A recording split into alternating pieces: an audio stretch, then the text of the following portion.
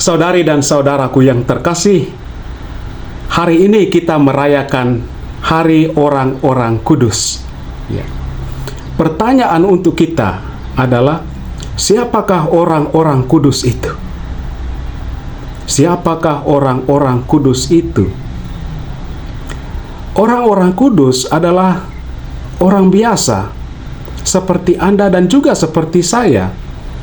Mereka punya kelemahan, mereka punya kekurangan, mereka juga pernah buat salah.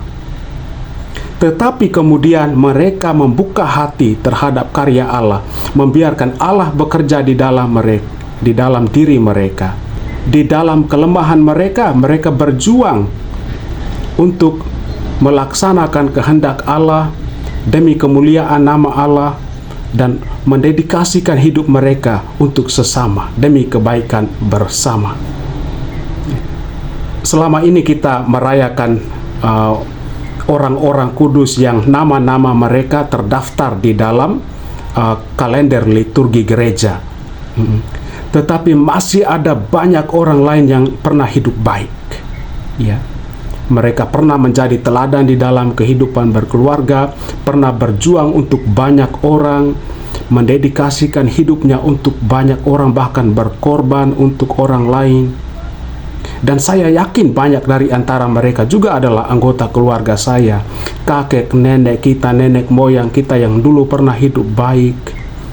Mereka adalah orang-orang kudus, dan perayaan hari ini adalah untuk mereka juga, untuk orang-orang yang dulu pernah hidup baik, yang pernah berjuang untuk melakukan kehendak Allah dan menjadi teladan bagi orang lain. Dan potensi untuk menjadi kudus juga ada di dalam diri kita masing-masing, karena roh Allah hidup di dalam kita. Bacaan pertama hari ini menegaskan bahwa kita adalah anak-anak Allah. Karena kita adalah anak-anak Allah, maka masing-masing kita dipanggil menuju kekudusan, dipanggil untuk hidup kudus. Karena kualitas untuk hidup kudus itu ada di dalam diri kita masing-masing juga. Paus Fransiskus di dalam ensikliknya bersukacita dan bergembiralah, Gaudete et Exsultate. Salah satu poinnya itu berbicara tentang menuju kekudusan hidup.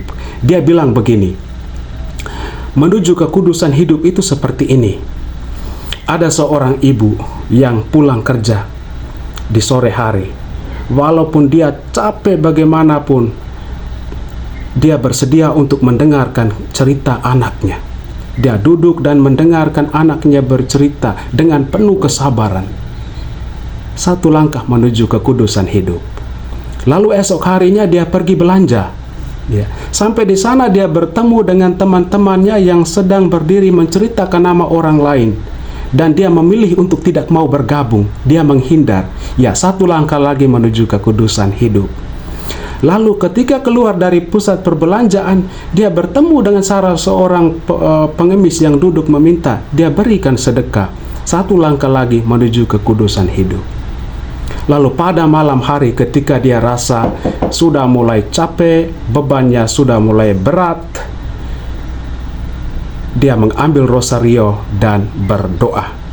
Satu langkah lagi menuju kekudusan hidup.